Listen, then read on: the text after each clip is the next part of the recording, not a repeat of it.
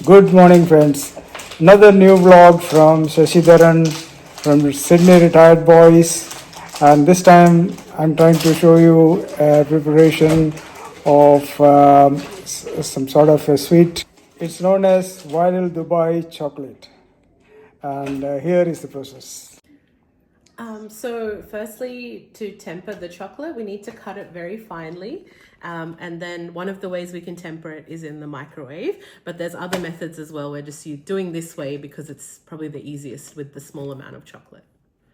So it's a combination of dark and milk chocolate separately with different molds. So I've got some melts as well here for milk chocolate for the kids. Okay. Oh, it's paused. Oh, it's paused. So as chocolate can be a bit complex, what we're going to do differently is make sure that it's chopped finely before we microwave it.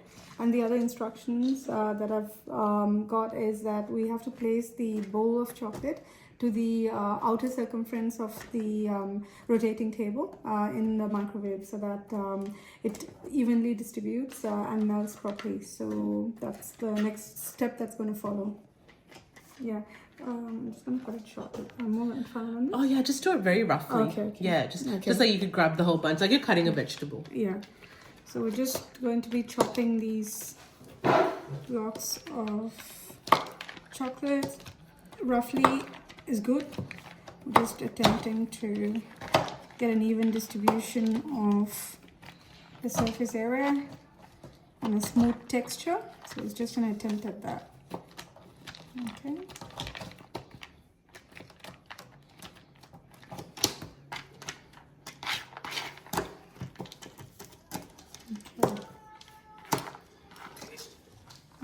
You can pause. You can pause. Just got the rough bits in here. Yeah. One second, let me think that. What's really important is this pastry. That's a very important ingredient of the Viral Dubai chocolate. We managed to source it at a warehouse here. It's called the Kataifi pastry. And what we need to do is break it up into smaller pieces, and we fry it with a little bit of butter. And this is the pastry that binds in with the pistachio spread. Okay. This is a very difficult find, but we managed to source it. So these are paired up together, and this forms the major filling of the chocolate. Okay, it's a pistachio cream, and it's important that you get the cream version of it. Good. The next important bit is the butter. Oh no, Ravi, stop. I think I'll have to put it. Up next is a big, nice blob of butter that's going to make its way in. We're going to be using that as a part of the filling. So that's that. Just melt it nicely.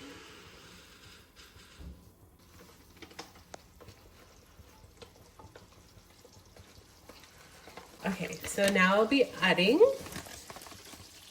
the string pastry. I'm not even going to try to pronounce it and ruin the pronunciation. Try and dislodge it as much as you can. And it's important that we don't burn it as well because of how delicate it is.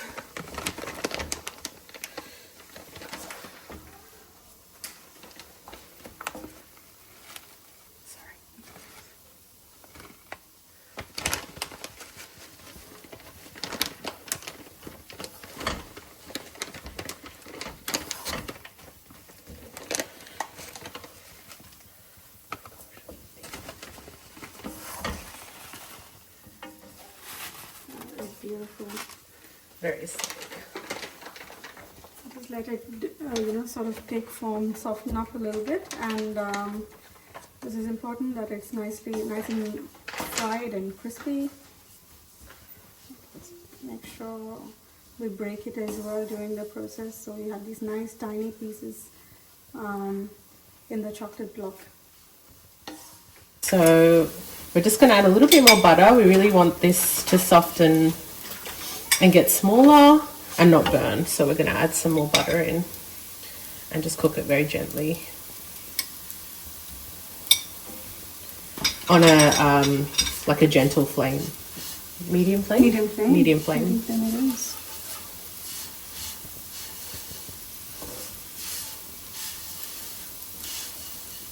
If you've ever had kunafe, I think this is the same pastry, that yeah. it is, that's right.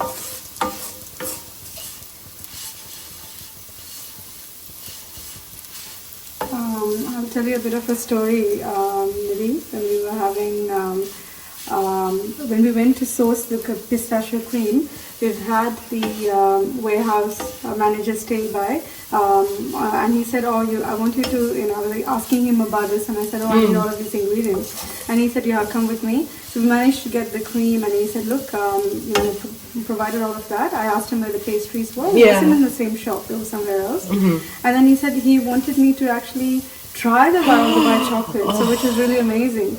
He and then after that he said, "Look, I've got a Turkish version of it as well."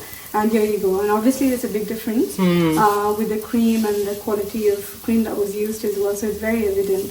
It was a very enjoyable experience, and all the more exciting to try something like this. It was so good you got to try it. Yes, I think that just the service, from those guys was just above and beyond. You don't, meet people like this as often, right? So it was really lovely for him to sort of make us experience that chocolate and all the hype that it has as well, which is amazing.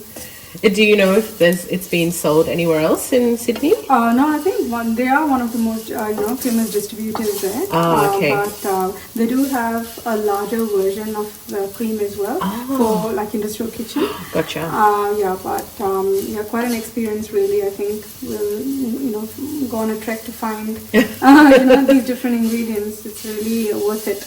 Makes it all the more exciting. And it makes it taste better, right? If you get the right stuff. Yeah, and the thing is, because we've had a comparison of what it's like or how it tastes, you know how much to temper, what's the texture and all of that as well. So it's pretty interesting.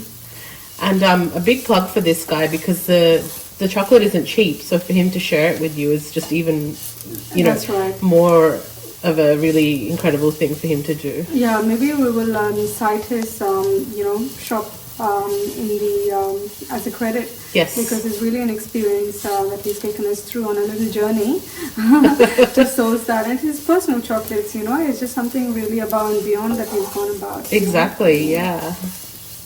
Okay, this is doing well. So what do you think? Is that where you want it to be? No, it needs to be a little bit more crispier, but we are getting there. And because they're very valuable, we're going to make sure that we really pay a lot of attention to this bit, because this is the major portion of the filling of the chocolate.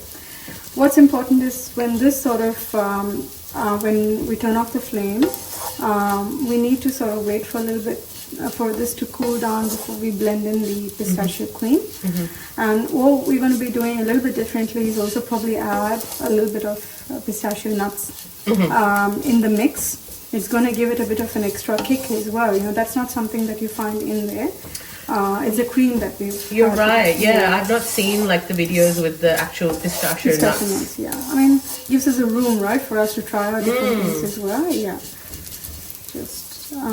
it reminds me of semia payasam. It's one of those payasams that we make, sweet dish that we make in South India. Very similar vermicelli, but a little bit more straighter, like a little bit more longer. That's been, we go through this similar process as well, and we garnish that with nuts and raisins and all of that. So very similar feel. You know what? One of the variations that people could try is even using some cranberries with the pistachio, because those two ingredients go really well. Yeah, they do. That's right. What I recollect from one of the other versions is that they use tahini as a part of the cooking process. I think we will try a batch with that. Yeah. Just give it a shot. Yeah. Let's see how this is going. Yeah. We're getting there.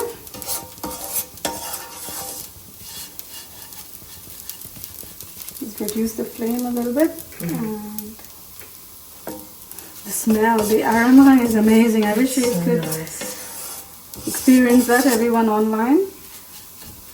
It's very rich. You can smell the caramelization. Yes, it's really really powerful. yeah, it's taking shape. I can see that. Yeah. Oh, look, some golden bits. Yeah. So that's exactly what we need to achieve, maybe. So can cut that. So we're getting there very close. Just going to get it a little bit like this, the golden crispy bits. So maybe I think it's a good time to sort of turn it off, and just before you blend the pistachio, we can dislodge. And you know, it also dislodges as well, like it's sort of breaking apart because it's nice and crispy. So I think we will leave it at this. I think I'm quite comfortable. I don't want to You don't want to overcook it as well. Yeah, that's right. All right, I think this is a good color, a good texture, and we will stop it. Pistachio thingy. As we said, we're actually going to add some chopped / ground / pounded pistachio, which is a little bit of a variation, but it'll be really nice texturally. So just using some fresh pistachios, and we'll just pop them into the, you can use a like a NutriBullet or whatever, or you can use one of these, and we just want to get them coarse. Yeah, a little bit coarse, that's right. Yeah, just I think it's probably better if we use mortar and pestle as we're doing here, just for that rough edges as well, you know, for the texture, instead of a proper blitz. Yeah, blitz, you're at risk, I guess, of making it buttery. That's right, that's right. Here we have, this is also a wonderful opportunity to involve your little ones as well. They want to be a part of chocolate making and tempering and all of that. So here's my daughter chipping away, you know, with the cutting the small blocks of chocolate. I think this is her milk chocolate, her favorite, you know, form of chocolate. So she's going to aid in this process of our chocolate making. So it's pretty nice to involve the family. So while it's a little bit hot, I'm just going to transfer it over into a porcelain or a glass vessel, just for it to stop cooking. You know, I just don't want it to be extremely crispy. You know, so we've cooked it. We're just going to let it just cool down in glass bowl. That's it. So we probably want your pieces to be this small, just so that they don't take up too much space inside the chocolate with the pastry as well. So yeah, a little bit more bashing on this end. Typically we use, you know, standard chocolate block mold to be able to fit everything in, but I thought we'll do something a bit different this time around. We got really deep cubes, ice cube sort of container, which we can use. We're going to put the melted chocolate in there, sandwich the pastry in there, and then we top it up as well. So you have a nice decent block that you can have. We're just trying out different things to be able to fit in all of the stuff, the special ingredients that we've actually made. Okay, so yeah. Okay, so I'm just putting the crushed nuts in the cooled pastry now. You can do them a little bit finer if you'd like. And again, this is just to add some texture. Shilpa, do you think that's enough for that amount? I think we should go generous, go all out. Go all out. Let's put a bit more in. All right, that's great. I think we might just actually just use the whole amount. Okay. And now we're going to put the pistachio cream in. And again, very generous amount because this is the filling. It's looking delicious already. No turning back now. No turning back. And we will actually, we will mix this with a silicone spoon actually. Okay, that's a good pro tip, yeah. Because all these things tend to mix better with that. Yeah, if you've got like liquids like this, or icing, or anything that is difficult to come together, better off using a silicone spoon, not a wooden spoon. So we've got that here. Wonderful. Ready for you. You can give your spoons to children to lick away at if you'd like. We'll add this in as well. Yeah. We're just also going to add in the tahini. which, if you don't know, is sesame paste, very commonly used in Middle Eastern desserts. I think also you were saying used in hummus? Yes, that's right. It's going to be a generous amount just to match the proportion. It's got like a nutty, it adds a nutty sweetness to it, doesn't it? That's right, yeah. Very popular in Middle Eastern dessert as well, so it's very interesting. And I've used organic brand.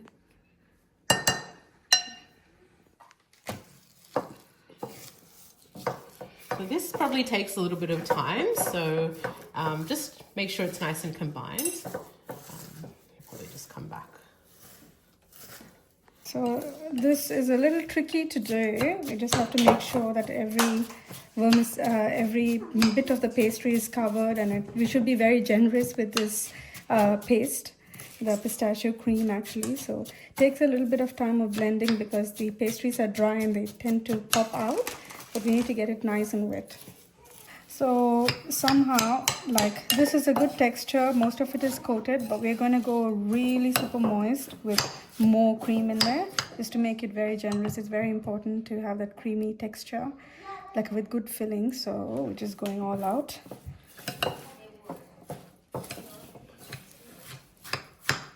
Yeah, that's, I think, a good amount. Beautiful. Look at it.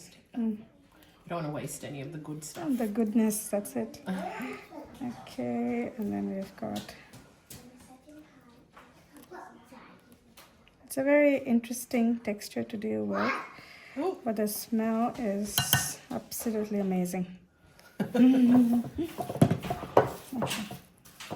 So this is... actually, you probably want to chop it quite finely when you work with chocolate.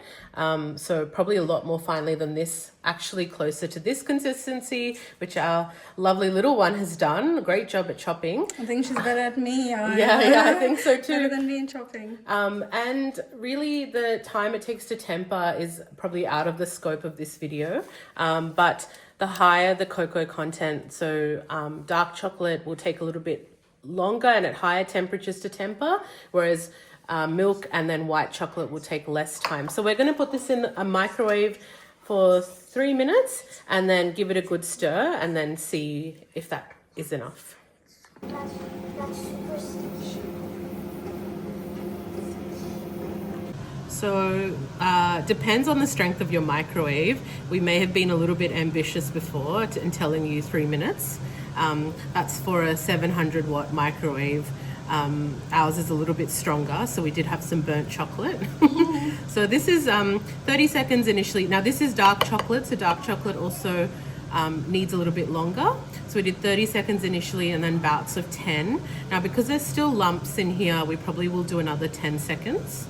But yeah, very gently with chocolate, because otherwise it separates and it starts to look like grainy. When the milk solids separate. What you want. Then we're just going to mix it. So what tempering does is it, at very basic level, redistributes all the molecules in chocolates into a very uniform way, which means you get that very satisfying snap when you bite into it.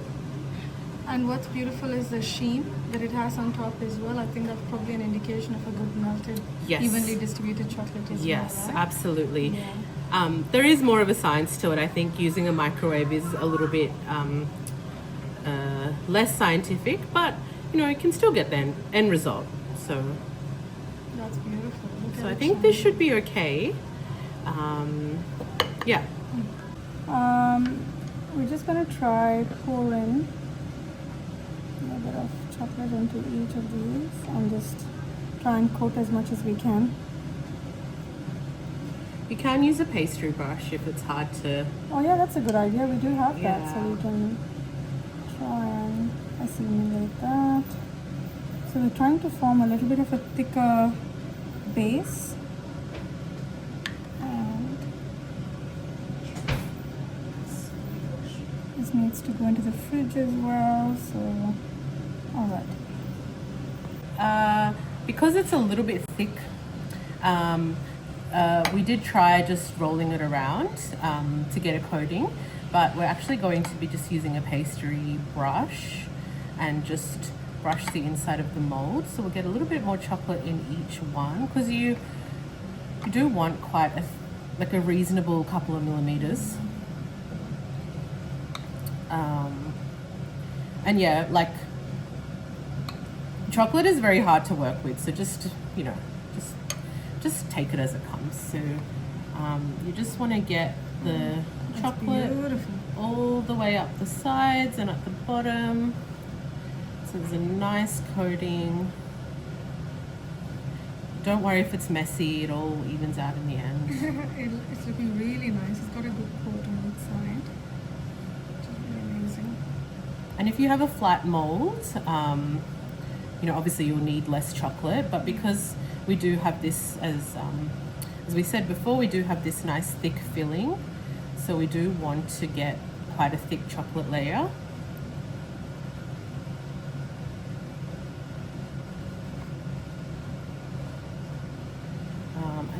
But you also don't want it to be too thick, so we are going to get rid of the excess in a second before we put it in the fridge.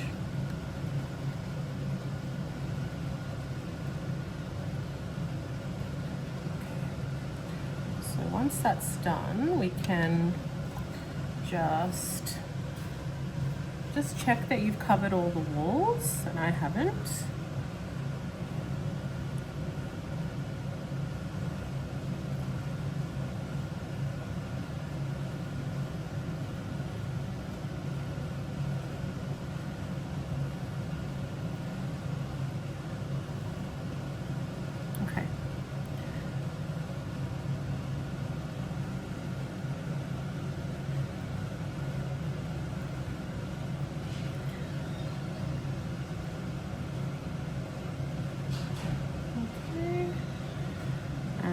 Ready to put this in the fridge? Yes, we are. That's wonderful. Okay. Yeah. About 10 minutes in the fridge. We're going to try. It's not fully set as yet, but we're going to try and fill this in, the filling. And we're just going to work our way in. Give it a good generous amount. Oh, it's looking good already. That looks so good. Nice and creamy, which is exactly what we wanted to do. It's got the nuts in there as well, a bit of tahini.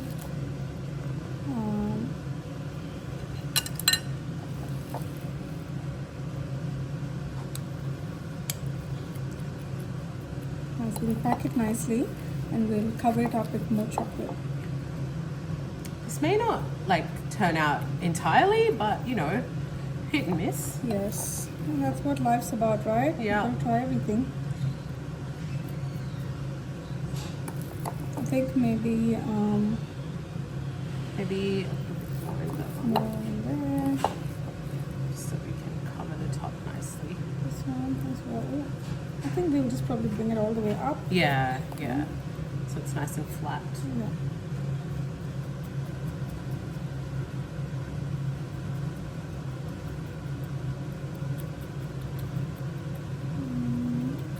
It's looking good. A little bit more in here. A lot of filling. Yes, that's good.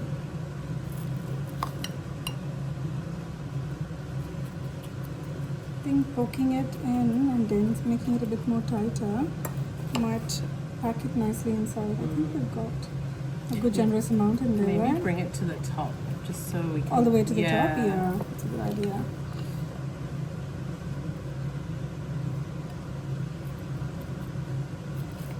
I feel it's like a little bit of a science experiment. Yes. And I think playing with chocolate surely did feel like one. Oh my gosh. The tempering of it is very critical. I think we need to...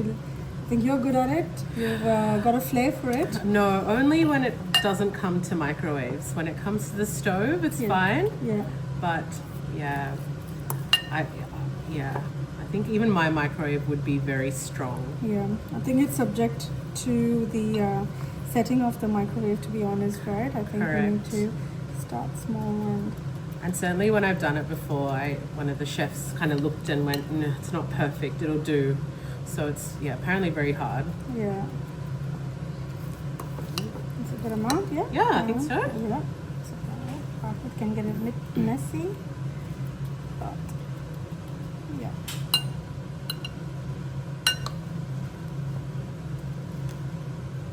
Okay. Oh my gosh, that's beautiful. We may need a little bit more chocolate. Do you think we should just use that if this is for us? Yeah. Yeah? I don't think we're going to have enough.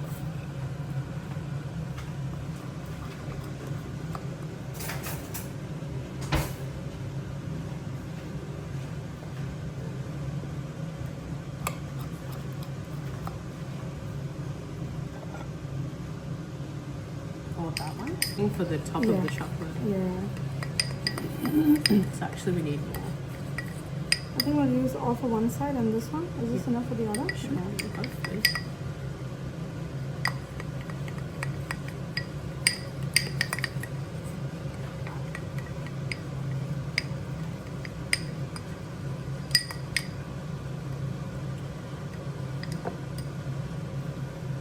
Is there enough? Yeah, no, you do it. Do you want to use this?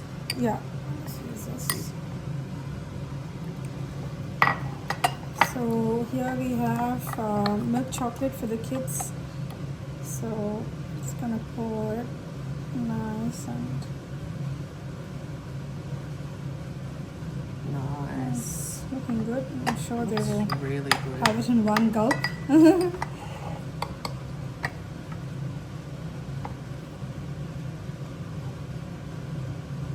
Playing around with the pistachio cream, just wanted to give it a bit of a dribble for an aesthetic look. So I'm just playing around with a little bit of pistachio cream just to garnish it, just before it goes into the fridge. So yeah, that's about it really. Fridge. Yeah, this now goes to the fridge, and we'll take it back in the next half an hour.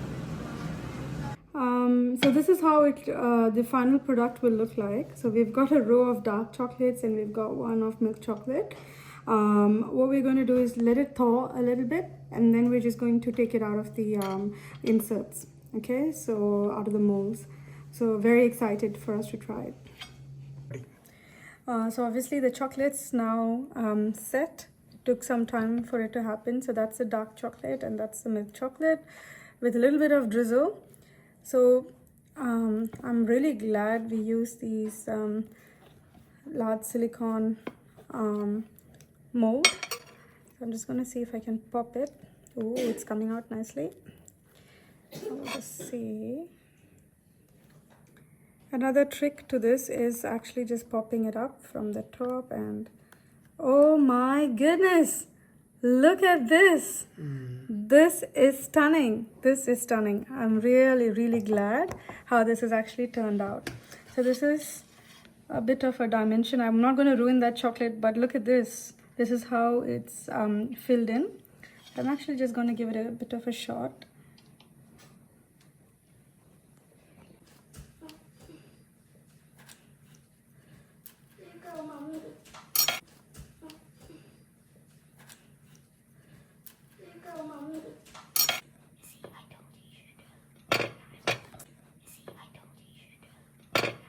Wrong. I'm gonna say 1, 2, 3. Wrong. I'm gonna say 1, 2, 3. This is a beautiful slice of chocolate. That's a good chunky block of dark chocolate, and that's the one with this. I'm just going to cut it and see how beautiful this is. Oh my good lord, look at that. It's got the pistachio, it's got the filling. Let me try this one here again, okay, just for us. Oh my god, that's so satisfying. So satisfying.